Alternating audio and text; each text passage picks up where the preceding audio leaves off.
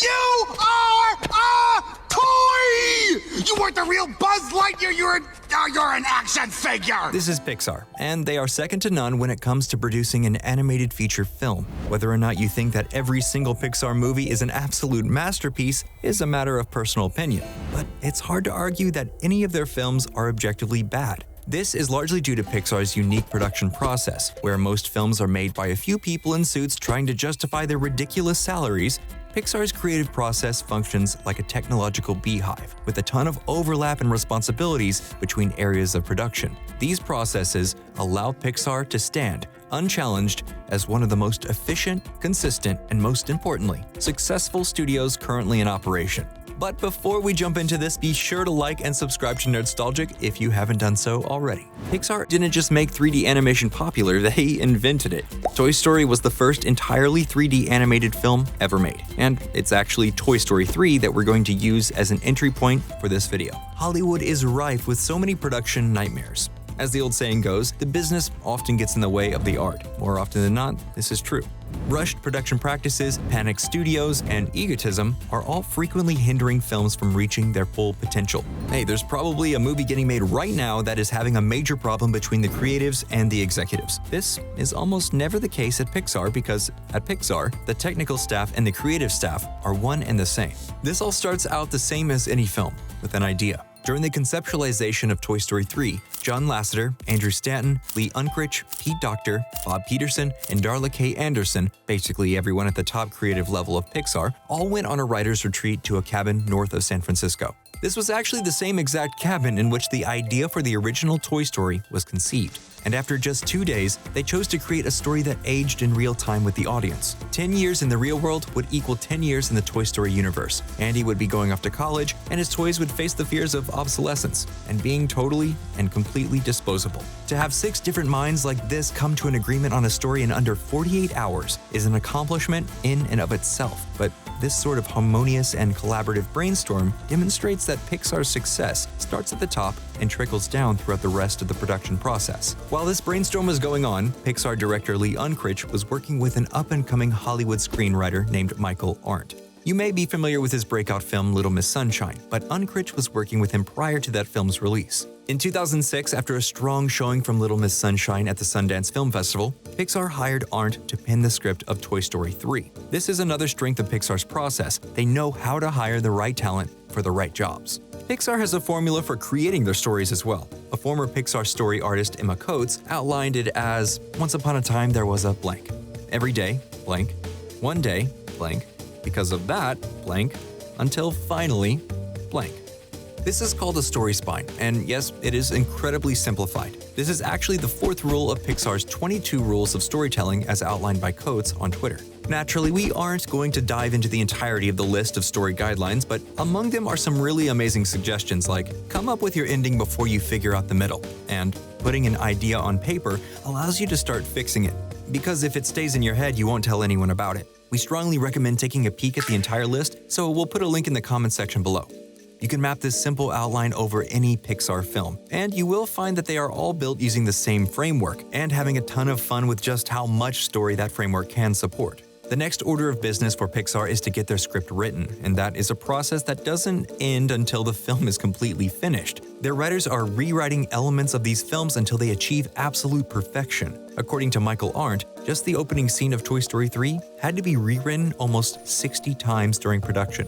If at first you don't succeed, try 60 times. Doesn't sound like a recipe for success, but it is absolutely imperative that these scenes deliver the intended story elements in the intended way. After receiving the script, Pixar then basically breaks it down into a series of sequences that they then assign to various production teams. By sequences, we mean easily identifiable moments. Using Toy Story 3 as an example, this would be the opening sequence, the garbage truck sequence, the intro to Sunnyside, and so on and so on. The number of sequences that Pixar is looking for in any given film usually sits right around 25 to 30. Breaking the film down in this way allows the production staff to basically split off into teams responsible for the execution and delivery of each of these moments. They are essentially working on every moment in the entire film simultaneously, like some sort of CGI hive mind. They also enroll all of their employees into improv courses, which keeps everyone collaborative and sharp.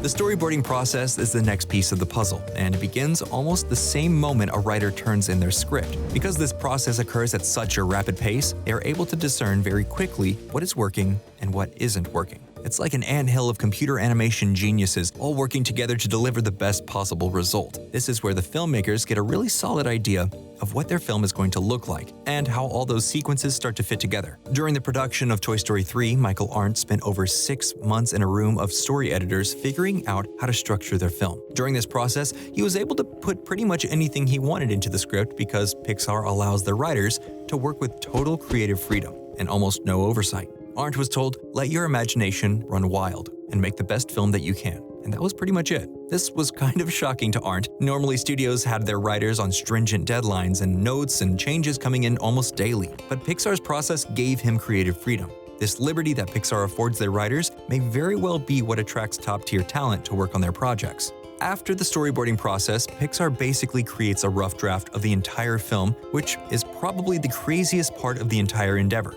They use in-house employees to record scratch dialogue so that the animators can get to work before the cast even steps into the recording booth. Some of these employees even go on to voice characters in the final cut of the film. Incredibles director Brad Bird famously voices Edna Mode. You are Elastigirl! My God, pull yourself together! Kevin from Up is voiced by director Pete Docter. Bert! Bert! And Pixar's technical director Sonoko Kanishi shows up briefly in Cars 2 as the voice of Chucky.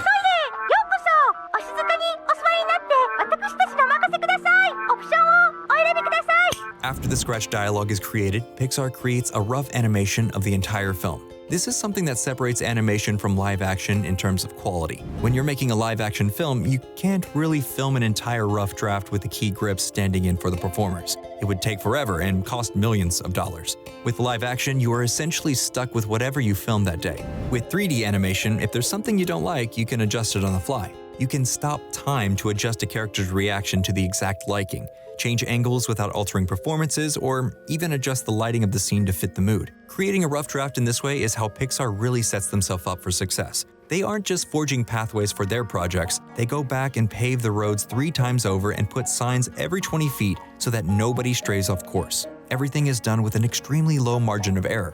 After making their movie in its entirety, Pixar then sits down to actually make the movie.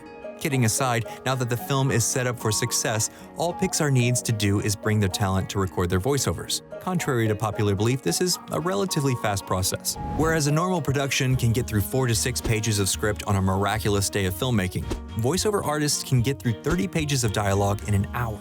This gives animators plenty of time to make adjustments to various facial movements they match performances. After all these processes and even a few more like color correction or scoring, the film is then finally ready for theaters. Michael Arndt's account of what his experience was like working on Toy Story 3 gives us an insight into how Pixar delivers quality animation time and time again. The moments that Pixar creates throughout their films are the result of hundreds of hours and hundreds of days worth of incredible attention to detail paid by hundreds of employees at every stage of the production process. Every second of every scene requires the work of hundreds of people to get right. The directors work with the writers work with the animators work with the actors and the composers, and then go back and work with the directors and the writers. It's a circle of hard-working harmony that elevates Pixar's films from something enjoyable to something legitimately magical. They aren't just telling us stories, they're giving us the ability to experience real emotions, which is something so purely human that it resonates immediately with all of us. That's it for this episode. Feel free to let us know what you think in the comment section below, and there are probably 1 or 2 links floating around in the player window up here. Click on one if you'd like to stick around, and thanks for watching Nerdstalgic.